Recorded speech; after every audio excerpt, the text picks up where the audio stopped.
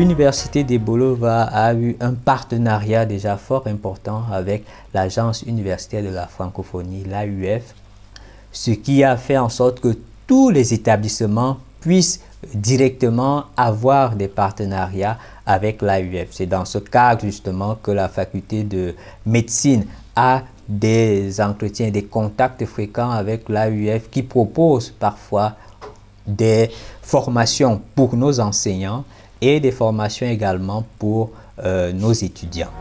Nous avons des partenariats qui sont en cours également avec d'autres organismes internationaux, par exemple l'Organisation mondiale de la santé avec laquelle nous sommes en pourparlers, le Centre Pasteur du Cameroun avec lequel nous avons été en contact, nous sommes en train de discuter. Nous avons aussi des partenariats avec l'Institut Pasteur de Bangui avec lequel nous avons eu des entretiens et un partenariat pourra être signé prochainement. Nous avons aussi des contacts importants avec nos partenaires, par exemple la coopération universitaire française qui nous a rendu visite et nous avons eu des échanges fructueux et nous nous sommes dit qu'on va établir un certain canevas dans le cadre de cette coopération.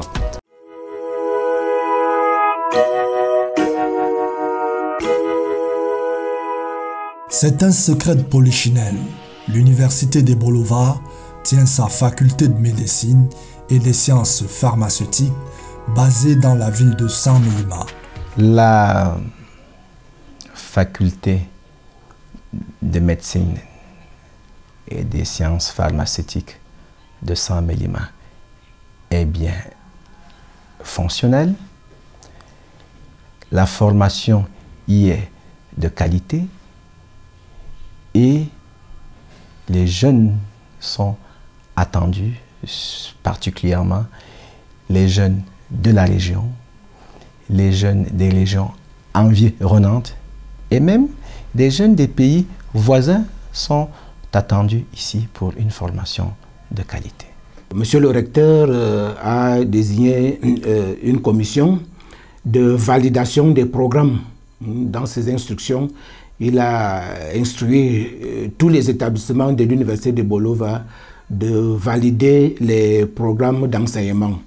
Et ce comité qui a été mis en place ici à la faculté de médecine, sous la coordination de monsieur le doyen, est régulièrement sollicité pour valider les programmes d'enseignement. Nous avons cette chance-là que la faculté de médecine et des sciences pharmaceutiques suit déjà le programme national d'harmonisation des programmes dans le domaine médical et le domaine de la pharmacie. Donc il fallait seulement à ce moment-là s'arrimer à ce PNH, ce programme national d'harmonisation des programmes de la médecine et de la pharmacie. Nous avons une formation initiale qui s'étale sur 7 ans et qui aboutit à l'obtention du prestigieux diplôme de docteur en pharmacie. Et en parallèle, nous avons la formation en recherche qui s'ouvre sur un master en sciences du médicament et médecine traditionnelle et à l'obtention aussi en fin de parcours de recherche un diplôme de doctorat PhD en sciences du médicament et médecine traditionnelle.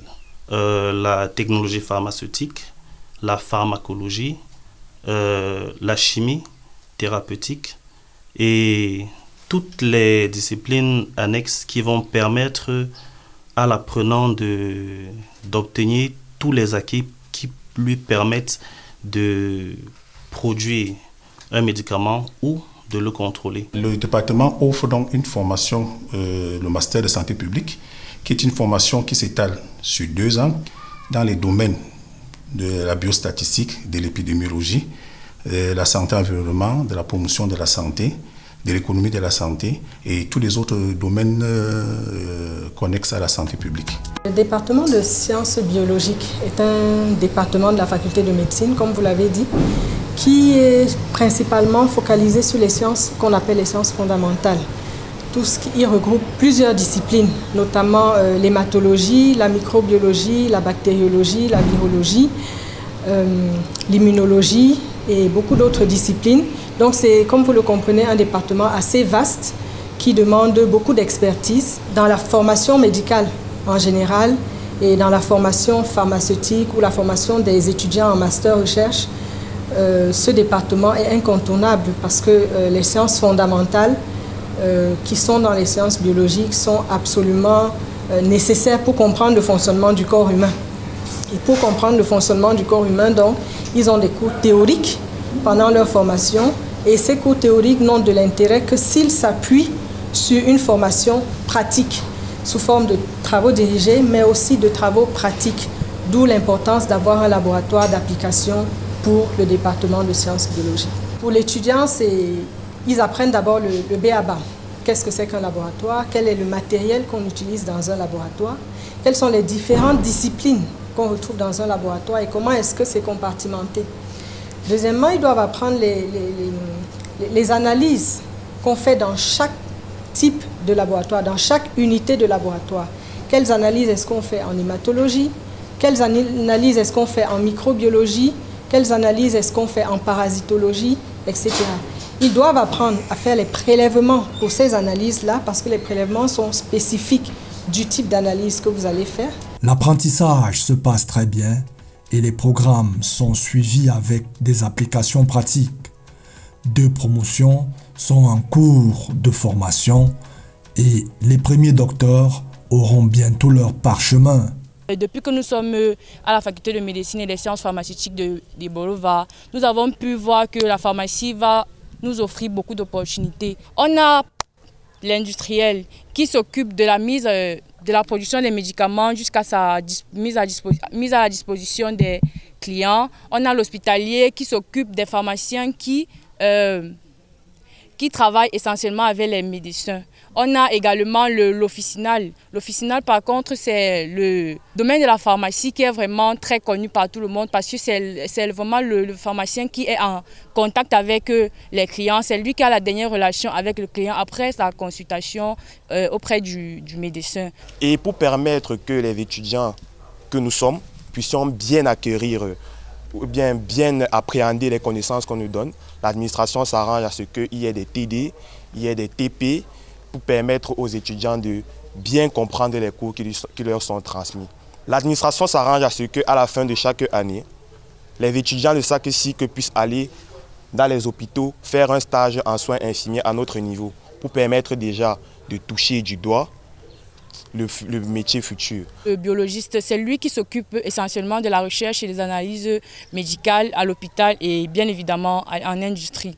Par contre, on a souvent beaucoup de TD et de TP, parmi lesquels je voudrais spécialement parler du TP qu'on a eu à faire il y a quelques mois, qui portait sur une synthèse, une post-synthèse du paracétamol. Dans ce TP-là, on a appris beaucoup de choses et on était essentiellement amené à faire une séance de pesée parce que la pesée, c'est l'élément clé vraiment du pharmacien qui est officinal. Et dans ce TP-là, on avait appris à peser des quantités de matières premières, parmi lesquelles on avait une poudre de blé et une poudre de paracétamol. Des dispositions pratiques ont été prises par les autorités administratives pour permettre à la jeune faculté un meilleur démarrage. La faculté de médecine et des sciences pharmaceutiques est encore installée sur des sites provisoires. En attendant donc la construction du site définitif de notre établissement, nous avons eu l'autorisation des autorités administratives et des autorités de l'hôpital de référence de Saint-Médéma d'utiliser l'ensemble de ces laboratoires et de ces services cliniques pour la formation de nos étudiants, notamment pour les travaux pratiques, les travaux dirigés de laboratoire.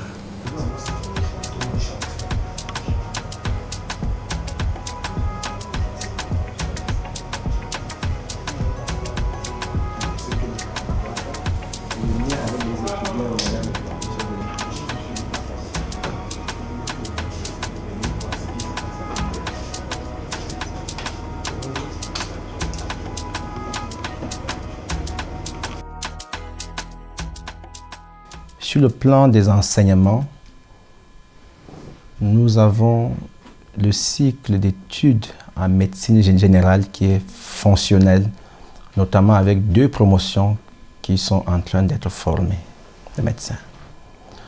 Nous avons également la filière, le cycle de formation en pharmacie qui a été ouvert.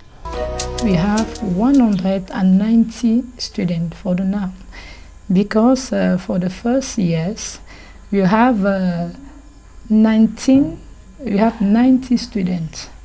We have 60 in general medicine and 30 in pharmacy. Second year we have only medicine, general medicine, because it's this year that we have open pharmacy.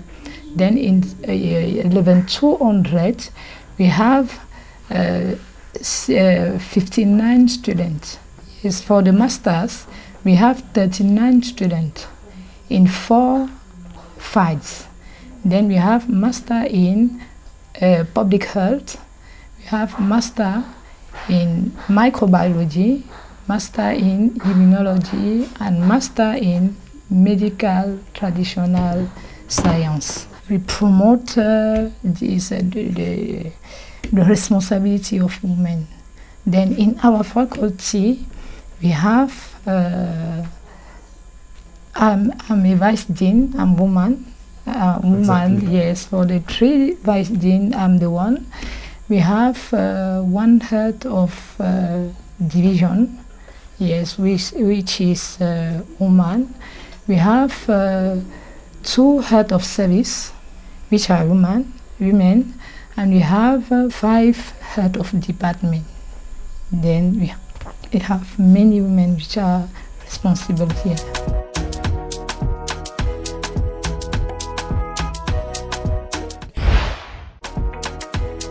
Des accords de coopération et de partenariat sont régulièrement pris pour optimiser les acquis. Pour ce qui est de la coopération, nous avons de nombreux projets de coopération qui sont en cours de finalisation avec divers partenaires. Nous avons également des laboratoires de l'hôpital de référence qui sont mis à disposition pour le premier cycle d'études médicales. Et nous avons les hôpitaux, le centre hospitalier régional, l'hôpital régional de Bolobolova et l'hôpital de référence de Saint-Mélima qui sont les hôpitaux d'application de nos étudiants.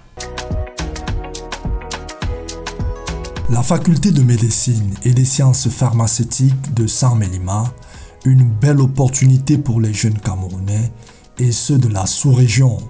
Dans un proche avenir, la faculté projette d'ailleurs de mettre à disposition de nouvelles filières. La vision de monsieur le recteur de l'université de Bolova en ce qui concerne la faculté de médecine est celle d'ouvrir d'autres cycles de formation dans les sciences de la santé.